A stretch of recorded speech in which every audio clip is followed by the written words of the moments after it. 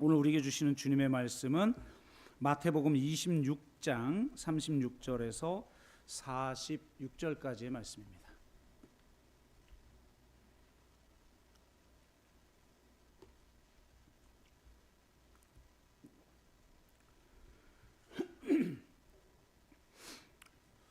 네, 마태복음 26장 36절에서 46절까지의 말씀을 우리가 한 목소리로 같이 읽도록 하겠습니다. 같이 읽습니다.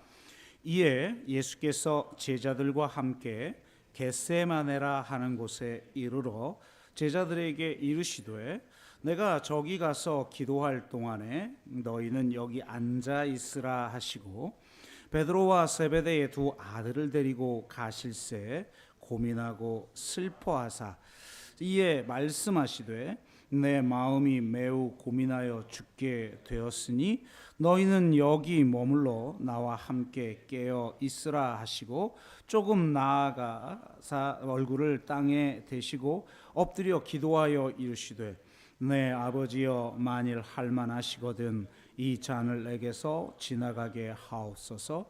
그러나 나의 원대로 마시옵고 아버지의 원대로 하옵소서 하시고 제자들에게 오사 그 자는 것을 보시고 베드로에게 말씀하시되 너희가 나와 함께 한 시간도 이렇게 깨어 있을 수 없더냐.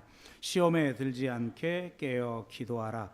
마음에는 원이로되 육신이 약하도다 하시고 다시 두 번째 나아가 기도하여 이르시되 내 아버지여 만일 내가 마시지 않고는 이 잔이 내게서 지나갈 수 없거든 아버지의 원대로 되기를 원하나이다 하시고 다시 오사 보신즉 그들이 자니 이는 그들의 눈이 피곤함일러라. 또 그들을 두시고 나아가 세 번째 같은 말씀으로 기도하신 후 이에 제자들에게 오사 이르시되 이제는 자고 쉬라. 보라 때가 가까이 왔으니 인자가 죄인의 손에 팔리느니라. 일어나라 함께 가자. 보라 나를 파는 자가 가까이 왔느니라. 아멘.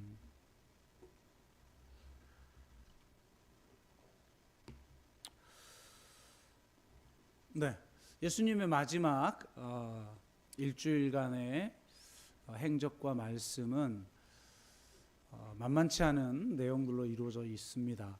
아무래도 이 죄와 악 그리고 정사와 권세와 이 정면 충돌하는 사태이기 때문에 그렇죠. 그러다 보니까 우리가 이 말씀들을 나누다 보면 매우 진중하고 어려운 이런 주제들을 다루면서 갈 수밖에 없는데요. 그래도 지금은 이제 여름 휴식 기간이므로 조금은 우리에게 익숙한 그런 주제를 다루도록 하겠습니다. 참된 기도란 무엇인가 라고 하는 제목으로 오늘은 말씀을 나누도록 합니다. 여러분, 교회의 출발은 어떤 것으로부터 시작되었습니까? 교회가 출발할 때 설교를 통해서 혹은 찬양을 통해서 출발했을까요? 아니죠. 기도를 통해서 출발했습니다. 오순절에 빌기를 마침에 성령이 임하셨고 성령 충만을 받은 제자들은 담대히 말씀을 선포하셨습니다. 기도가 먼저이고 설교가 나중이지요. 성경에서 교회를 향해 이 성전을 향해서 이렇게 말합니다. 만민이 기도하는 집이라고요. 교회를 설교하는 집이나 찬양하는 집이나 전도하는 집이라고 말하지 않고 기도하는 집이라고 말하고 있습니다. 기도가 그만큼 중요하죠. 교회의 본질인 코이노니아가 이루어지는 것도 기도를 통해서입니다.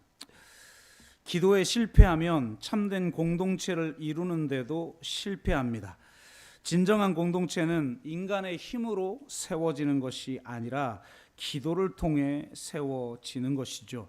우리의 주님의 은혜와 성령의 능력 없이는 교회가 세워질 수 없습니다. 우리가 그렇게 연약한 존재들이기 때문이지요.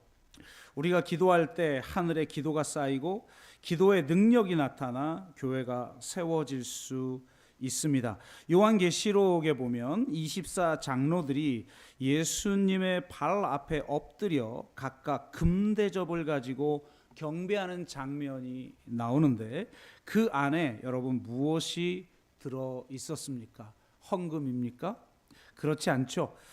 성경은 거기에 향이 가득했고 이 향은 성도의 기도들이라고 말하고 있습니다.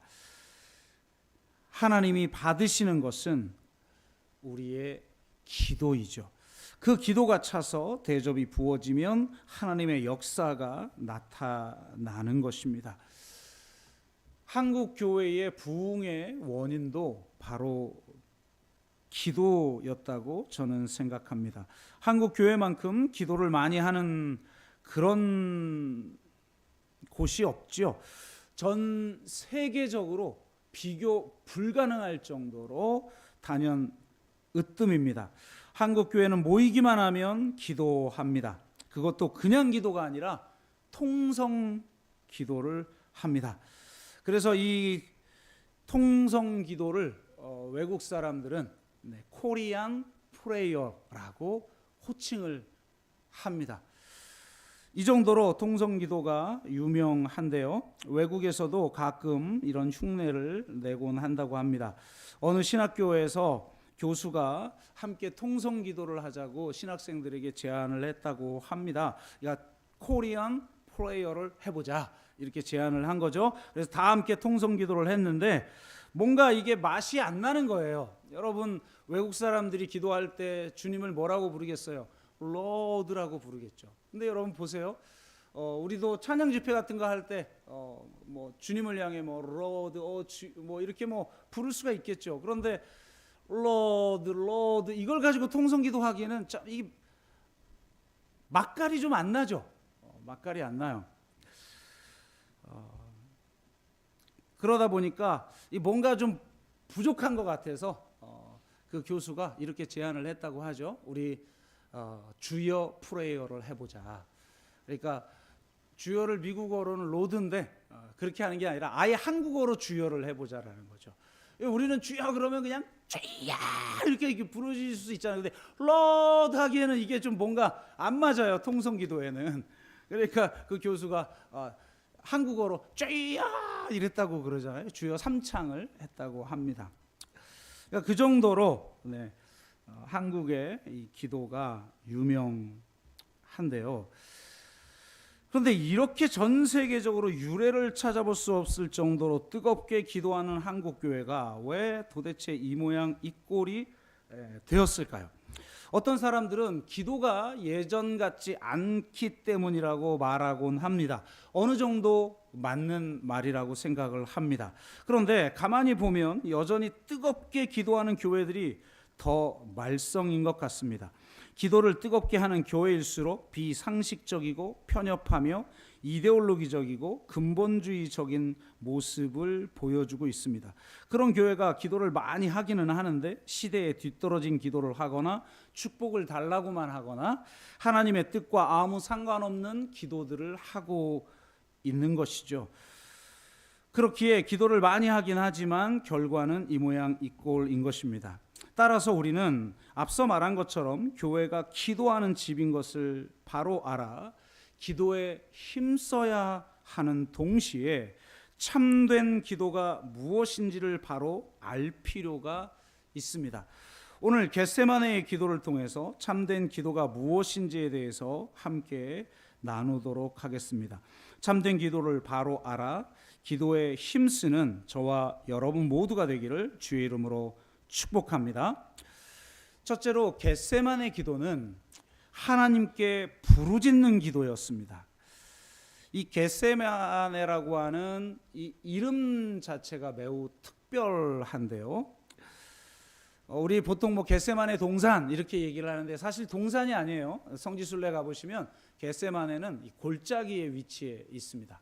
이 겟세마네라는 단어의 뜻은 발로 밟아 짠다라는 히브리 단어 get과 기름이라는 단어인 쉐멘이 합쳐지고 여기에 장소를 나타내는 접미사가 붙어서 기름 짜는 장소라는 의미를 지닌다고 합니다. 겟세마네라는 명칭은 올리브 기름을 짜는 장소라면 어디든지 붙이던 단어였던 거예요. 그러니까 주님이 기도하던 장소가 바로 이 겟세마네다 라고 하는 것은 매우 특별한 의미를 가지고 있는 것이죠. 주님이 이곳에서 기도하였을 때 기름을 짜듯 정말 자신의 마음을 짜내서 하나님 앞에 기도했다는 것을 알 수가 있습니다. 여러분, 예수님의 마음의 상태가 어떠합니까? 오늘 성경은 고민하고 슬퍼하사라고 말합니다. 이것의 의미는 이제 저 뒤에서 다시 살피게 될 거고요. 어쨌든 매우 힘든 상태인 거죠. 얼마나 힘드냐면 제자들에게 기도를 부탁하면서 이렇게 얘기합니다. 내 마음이 매우 고민하여 죽게 되었으니 너희는 여기 머물러 나와 함께 깨어 있으라. 참 주님 솔직하죠. 솔직히 가오가 있지. 제자들에게 뭐 나 힘들어 죽겠으니까 나를 위해서 기도해달라 이럽니까? 내가 예전에 하도 힘들 때 부목사 시절에 우리 교구 식구들에게 제가 너 요즘 너무 힘드니까 기도 좀 해달라 그랬다가 이 권사들이 직통파들 많잖아요. 담임 목사한테 쫓아가가지고 이 부목사가 나약한 소리나 하고 막 이러고 있다고 꼰질러가지고 그래서 아주 제가 곤욕을 치렀던 적이 있는데 아니 그러면 예수님도 꼰질르지. 하여튼 한국 교회는 이상해. 하여튼 이상해요. 근데 어쨌든 예수님은 부탁을 하잖아요. 솔직하게 내 마음이 지금 고민할 죽게 되었으니 너희는 여기 머물러 나와 함께 깨어 있어라.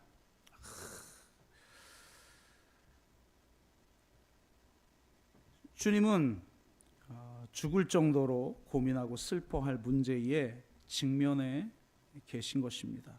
그래서 그 마음을 기름 짜내듯이 짜내며 하나님 앞에 쏟아내셨습니다. 누가복음은 이를 좀 더 적나라하게 표현을 하고 있는데요. 22장 44절에 이렇게 말합니다.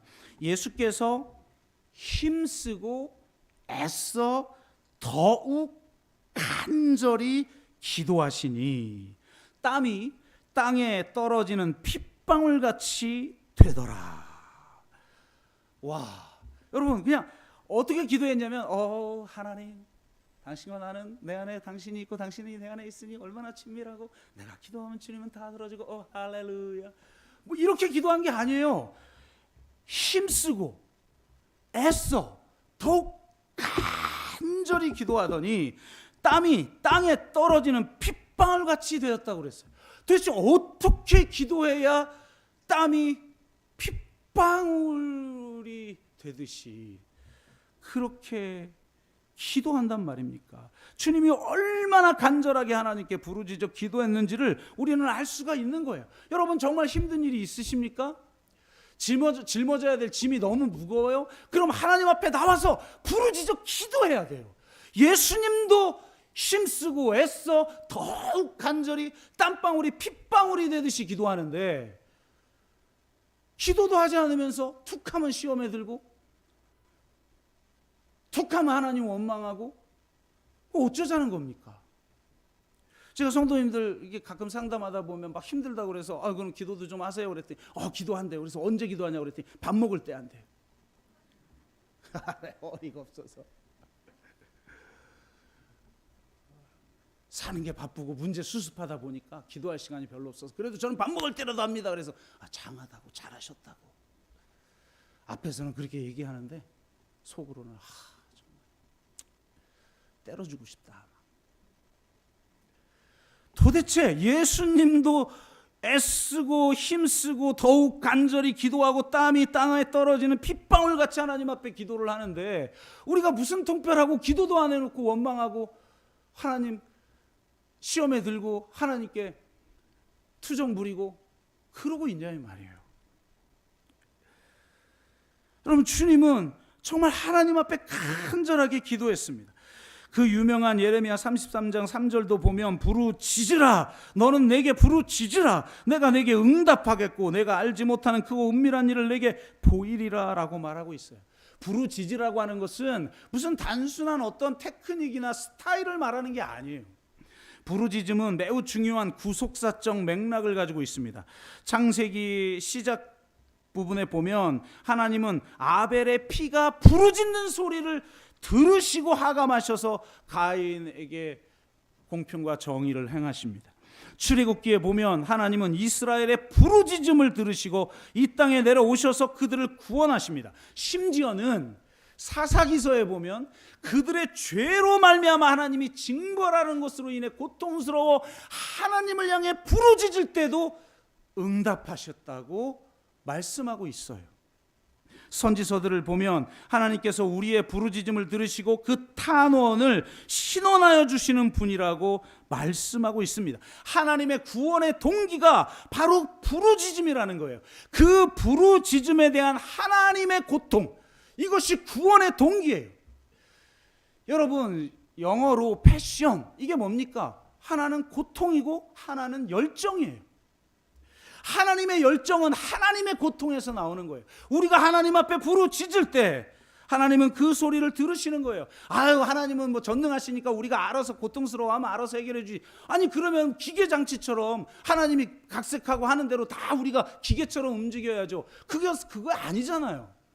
인간은 인격체로 자기 결정력을 가지고 태어났기 때문에, 창조되었기 때문에 하나님은 인격적 관계 속에서 우리가 신앙생활하기를 원하시는 거예요. 그래서 우리가 하나님 앞에 부르짖을 때 그 소리를 들으시고 하나님은 하감하셔서 당신의 일을 행하신다는 거예요.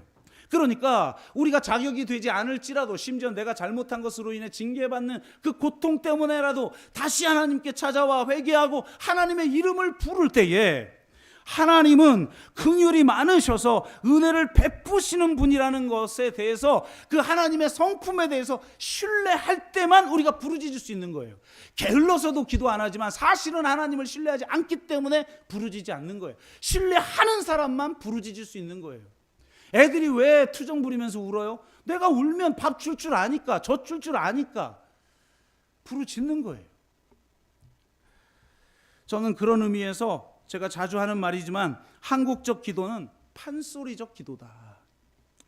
판소리는 목으로 부르는 것이 아닙니다. 판소리는 오장육보로 부르는 거예요. 판소리를 하려면 애간장이 높고 장부가 끊어지는 소리를 낼 줄 알아야 한다고 합니다. 그래서 판소리에는 한이 서려 있는 거죠. 한국적인 기도는 한이 서린 기도인 거예요. 그냥 목소리로 주여 하고 뭐 목소리 내고 뭐 그렇게 뭐 하고 주여 삼창 저야 뭐 이러면 뭐 하나님이 들어주고, 그게 아니라는 거예요. 어떤 사람은 그걸 외형적으로만 이해하고 아우 이거 천박한 기도, 나는 내 스타일에 안 맞아 뭐. 그래서 뭐 명상기도하고 관상기도만 하고, 관상기도 중요하죠. 아주 깊은 기도니까 하나님이 우리에게 주신 영적 자원인데, 여러분 인생에는 부르짖어 기도해야 될 때가 있는 거예요. 기도의 스타일이 아니에요. 내가 절박하면 기도하게 돼 있는 거예요. 아무리 곱상해도 물에 빠지면 사람 살려 그러지. 어우 사람 살려, 나 좀 구해주겠니? 어떤 사람이 그래요. 절박하면 부르짖는 거예요. 내가 부르짖지 않고 있다는 건 내가 절박하지 않다는 거예요. 살만하다는 거예요. 그러니까 한국적 기도는 한이 서린 기도예요. 그런데 놀라운 건 이 판소리는 부르는 것만이 아니라 듣는 것도 동일한 원리가 작동한다는 거예요. 판소리는 귀로 듣는 게 아니에요. 그냥 귀로 듣고 얼쑤 그러면서 맞장구 치는, 그게 듣는 게 아니에요. 진짜 듣는다는 건 판소리는 귀로 듣는 게 아니라 오장육부로 듣는 거예요. 상대방의 한에 서린 소리를 할 때 그 안에 담겨진 그 한을 들을 줄 아는 사람이 판소리를 들을 줄 아는 사람인 거예요. 저는 기도도 마찬가지라고 생각합니다. 우리가 하나님 앞에 기도할 때 목으로 부르짖어 기도하는 게 아니에요.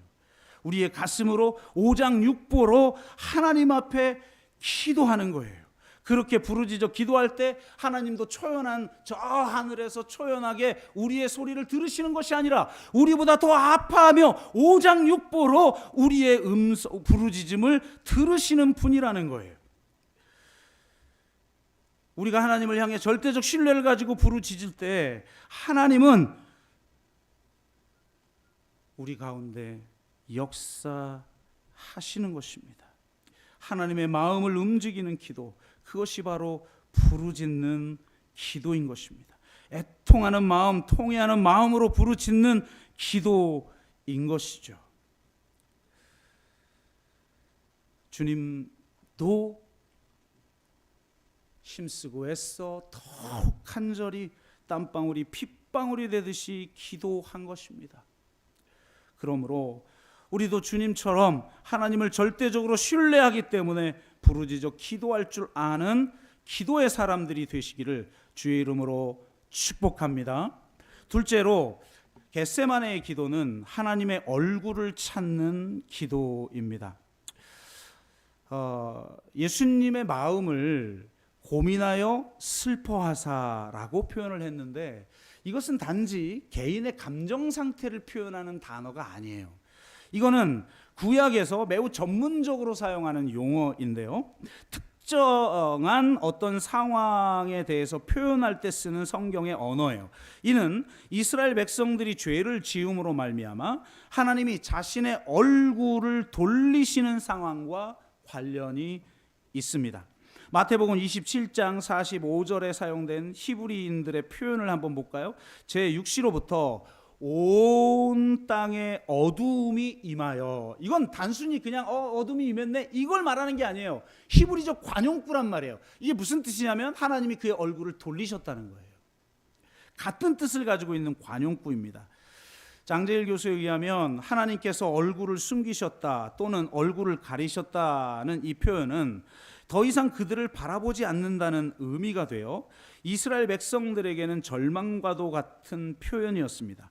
이런 표현은 이스라엘이 우상을 섬기거나 또는 율법을 지키지 않고 죄를 범했을 때 하나님께서 이스라엘을 떠나신다는 의미를 가지고 사용하는 어구로서 이스라엘 백성들에게는 말할 수 없는 슬픔과 근심을 가져오게 만드는 것이었어요. 바로 이 슬픔과 근심이 지금 예수님께 사용되어지고 있는 것이죠. 그러니까 예수님은 단순히 개인의 어떤 감정 상태로 인해 고민하고 슬퍼한 것이 아니라 바로 이스라엘의 이 절망과 모든 인류의 이 절망을 온 몸으로 지고 지금 하나님 앞에 부르짖어 기도하고 있는 거예요. 십자가에서 하나님께 부르짖었던 바로 그 기도를 지금 겟세마네에서 드리고 있는 셈입니다. 주님은 십자가에서 이렇게 부르짖었죠. 엘리 엘리 라마 사박다니, 나의 하나님 어찌하여 나를 버리시나이까. 이 말씀은 두 가지 의미가 중첩되어 있다고 이전에 말씀드렸습니다. 하나는 가해자의 죄를 용서하시는 하나님의 사랑이 담겨 있고, 동시에 피해자의 탄원을 신원하시는 하나님의 정의를 드러내는 말씀입니다. 여기서는 가해자의 죄를 용서하시는 하나님의 사랑과 연결하여서만 말씀을 드려봅니다. 예수님은 이스라엘이 겪어야 했을, 아니 모든 인류가 경험해야 할 슬픔과 근심을 짊어지고 하나님 앞에 기도한 거예요. 나의 하나님 어찌하여 나를 버리시나이까 라고 부르짖을 수밖에 없는 그 고통을 짊어지시고 지금 기도하는 겁니다. 그 고통은 인간적인 고통이 아니에요. 단지 인간적인 고통에 불과하다면 예수님은 너무나 졸장부죠. 죽음을 당당하게 받아들였던 소크라테스보다 더 못난 인간에 불과해버리게 되는 것입니다. 하지만 그 슬픔과 근심은 단지 인간적인 고통이 아니고 영적인 고통이자 우주적인 고통인 것입니다. 길선주 목사는 이렇게 표현합니다. 예수님이 일평생 큰 용기로 일관하다가 죽음 앞에서는 약한 모습을 보였는데, 소크라테스와 같은 의인 열사의 죽음과는 다른 대죄에 대한 대속적인 죽음 때문이라고 말합니다. 길선주 목사는 예수가 당한 고난은 육체적 고통과 정신적 고통이며 영적 고난일 뿐만 아니라 우주적 고통이라고 말합니다. 그는 예수가 십자가에서 절규한 것을 온 인류의 죄악의 총중량과 총형벌의 총실체를 한 몸에 짊어진 우주적 고통이기 때문이라고 말합니다. 바로 그 고통은 하나님이 얼굴을 돌리심, 바로 거기에서 오는 고통입니다. 하나님과의 완전한 관계의 단절, 그분의 완전한 외면, 바로 거기에서 오는 고통인 것이죠. 주님은 바로 이 고통을 우리를 대신하여 짊어지시고 하나님 앞에 지금 부르짖어 기도하는 거예요. 하나님, 제발 당신의 얼굴을 돌리지 마옵소서.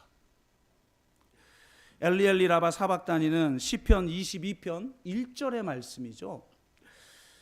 그런데 이 시편 22편에 나오는 또 하나의 구절이 매우 중요한데 22편 24절 말씀입니다. 그는 공고한 자의 곤고를 멸시하거나 싫어하지 아니하시며, 이 다음 구절이 아주 중요합니다. 그의 얼굴을 그에게서 숨기지 아니하시고 그가 울부짖을 때에 들으셨도다. 아멘. 지금 이스라엘의 죄, 온 인류의 죄 때문에 하나님이 그의 얼굴을 숨기려고 할 때 하나님의 긍휼을 구하며 하나님 앞에 울부짖을 때에 하나님이 그의 얼굴을 숨기지 아니하신다는 거예요. 예수님의 기도가 바로 이 기도예요. 주님, 제발 당신의 얼굴을 숨기지 말아 주십시오. 주님, 얼굴을 돌리지 말아 주십시오. 다시 우리를 향하여 그 얼굴을 드사 그 얼굴의 광채가, 그 영광의 광채가 우리 가운데 다시 비추게 하여 주옵소서. 주님, 당신의 얼굴을 뵙기 원합니다.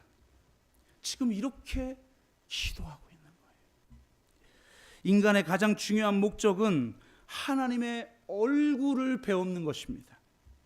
그분의 임재 속에서 살아가는 것입니다. 그분과의 친밀한 교제 속에서 살아가는 거예요.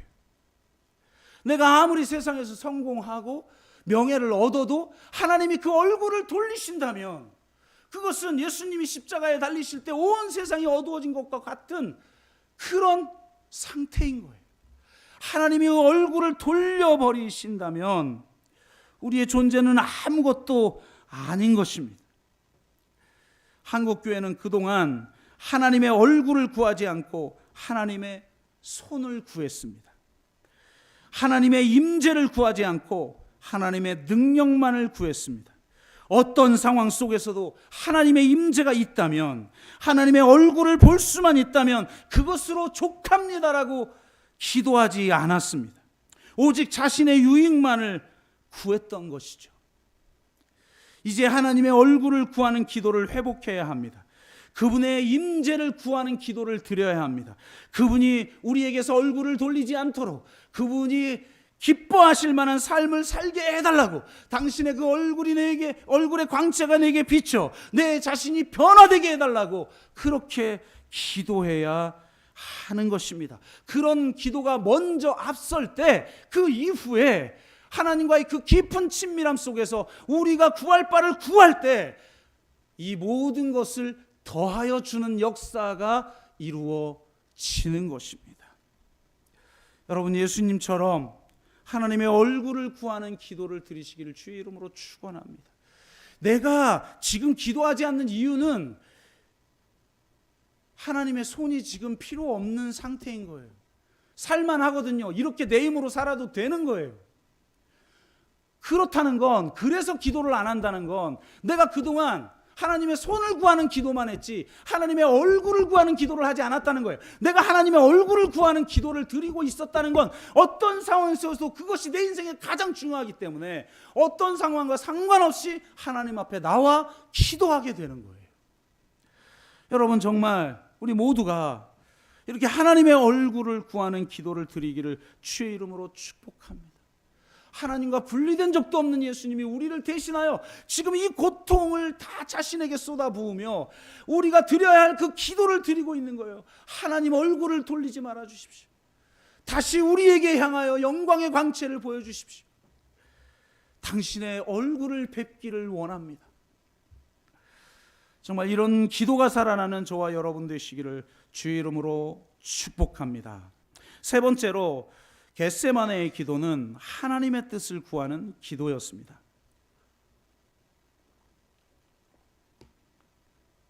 예수님이 기도하는 모습을 마태는 이렇게 표현하고 있어요. 얼굴을 땅에 대시고 엎드려 기도했다. 누가하고 마태가 좀 다른데, 누가는 이방인에게 쓴 편지잖아요. 총독에게 썼단 말이에요. 그러니까 겟세마네에서 기도하는 모습도 우리가 성화에서 본 모습이에요. 무릎 꿇고 기도해요. 근데 그거는 유대인들의 기도 방식이 아니었어요. 마태는 이렇게 표현하죠. 얼굴을 땅에 대고 엎드려 기도했다. 이건 매우 유대적인 기도의 방법 중 하나인데요. 당시 유대인들은 요즘 기독교인들처럼 두 손을 모으고 고개를 숙이고 눈을 감고 기도하지 않았어요. 본문에 언급되고 있는 것처럼 얼굴을 땅에 대고 엎드려 있는 모습은 성전 시대의 유대인들이 성전 안에서 여호와의 이름이 선포되는 시간에, 하나님의 영광이 선포되는 그 시간에 얼굴을 바닥에 대고 모든 손을 앞을 향해 쫙 뻗어서 땅에 엎드려 있는 상태에서 여호와의 이름이 선포되는 것을 듣게 되는 모습과 정확하게 일치해요. 이때 엎드려 있는 사람은 하나님 앞에 자기 구할 것을 구하는 그런 기도를 드리는 것이 아니라 오직 하나님께 영광을 돌리고 선포되는 여호와의 이름에 대하여 아멘으로 화답하는 자세를 가지는 거예요. 그러니까 지금 이 겟세마네에서 예수님이 땅에 엎드려 얼굴을 땅에 그냥 묻고, 그죠? 그리고 엎드려 기도했다는 표현은 존엄하고 존귀하신 여호와의 존전 앞에 있는 것처럼 여호와를 향한 지극한 존경을 표하는 동시에 아들로서 아버지를 향하여 당신의 뜻에 대해 아멘으로 화답하겠다라는 자세를 가지고 기도했다는 것을 의미합니다. 예수님은 온 인류의 죄악의 총중량과 총형벌의 총실체를 한 몸에 짊어진 우주적 고통을 십자가에서 겪으실 거예요. 그것을 겟세마네에서 지금 앞당겨 겪고 있는 건데, 너무나 그것이 고통스러워서 하나님 앞에 이렇게 기도합니다. 내 아버지여, 만일 할만하시거든 이 잔을 내게서 지나가게 하옵소서. 제자들에게 가오상하게 나 지금 죽게 생겼으니까 나를 위해서 기도해줘 뭐 이랬던 것도 좀 약간 실망인데, 아니 무슨 하나님 앞에 기도를 하는 걸 이 잔을 내게서 지나가게 해주옵소서, 이런 기도를 했다는 말이에요. 그래도 하나님의 아들인데. 공생의 절정이 십자가였고 그분은 십자가에서 죽으시고 부활하실 것을 이미 제자들에게 그렇게 공포를 했는데, 막상 그 시간이 다가오자 겁먹고 이 잔을 좀 지나가게 해달라고 기도했단 말일까요? 그럴 리가 없겠죠. 이 기도를 이해하기 위한 핵심 키워드는 할만하시거든이에요. 성경에서는 하나님의 뜻을 의미할 때 두 개의 단어를 사용하는데, 하나는 블레, 다른 하나는 델레마예요. 블레는 하나님의 절대적인 뜻이고 델레마는 변경 가능한 뜻입니다. 블레는 확실하지만 델레마는 불확실하죠. 궁극적인 뜻은 분명하지만 구체적인 뜻은 불확실해요. 궁극적인 뜻은 나의 선택이나 인간의 노력에 의해서 바꿀 수 있는 것이 아니죠. 하지만 구체적인 뜻은 나의 선택과 인간의 노력에 의해서 끊임없이 변화돼요. 여러분, 하나님이 무슨 우리를 향한 뜻을 가지고 계시는데 무슨 청사진과 로드맵을 만들어 놓고 우리를 거기로 막 인도하고 있다. 여러분, 하나님을 너무 단순하게 이해하는 거예요. 하나님은 인격적인 분이세요. 우리가 어떻게 반응하느냐에 따라 기상천외한 다양한 모습들이 내 인생에 펼쳐지는 거예요. 그게 바로 딜레마예요. 하나님이 예수님을 통해 인류를 구원하고자 하는 뜻은 본래에 해당할 겁니다. 하지만 인류를 구원하는 방법은 여러분 혹 여러 가지가 있을 수 있지 않을까요? 현재 하나님은 십자가를 통해 인류를 구원하고자 하시지만 꼭 십자가가 아니어도 다른 방법이 있지 않을까요? 십자가를 딜레마로 볼 수 있지 않을까요? 그렇기에 주님은 할만하시거든이라고 말씀하신 것입니다. 이는 곧 다른 방법을 통해서도 당신의 뜻을 이루는 것이 가능하다면 으로 해석할 수 있을 것 같습니다. 그 방법을 다르게 할 수는 있지만 하나님은 자신을 통해서 구원을 이루시기를 원하시는 우리 주님은 그 하나님의 뜻에 철저히 순종하는 분이셨어요. 그래서 이 잔을 할만하시거든 지나가게 해달라고 기도하는 순간에도 당신의 절대 불변하는 뜻인 그 분례에 해당하는 그 뜻대로 나는 되기를 원합니다. 이렇게 기도했던 거예요.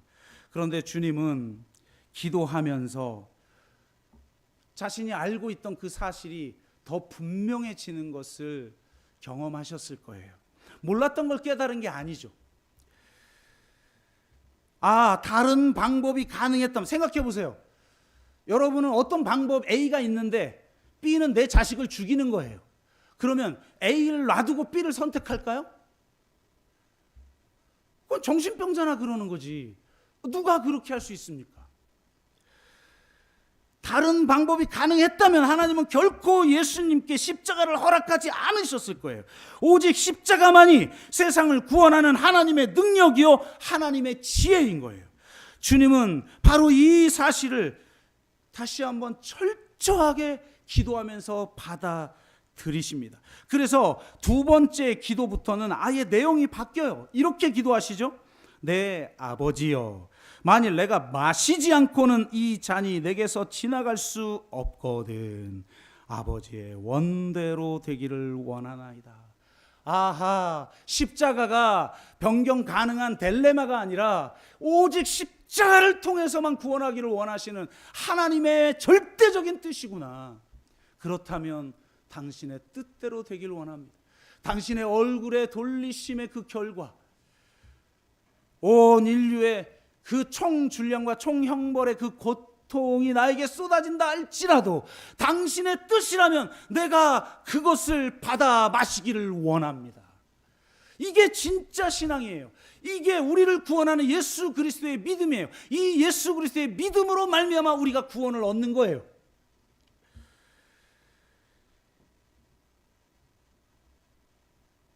예수님은 이 하나님의 뜻을 이루기 위해서 하나님 십자가를 받아들이시고 그 뜻에 완전히 순종하십니다. 한 사람의 불순종으로 죄가 이 땅에 들어왔다면 한 사람의 순종으로 구원이 이 땅에 들어오고 있는 것이죠. 바로 이것이 진짜 기도라는 겁니다.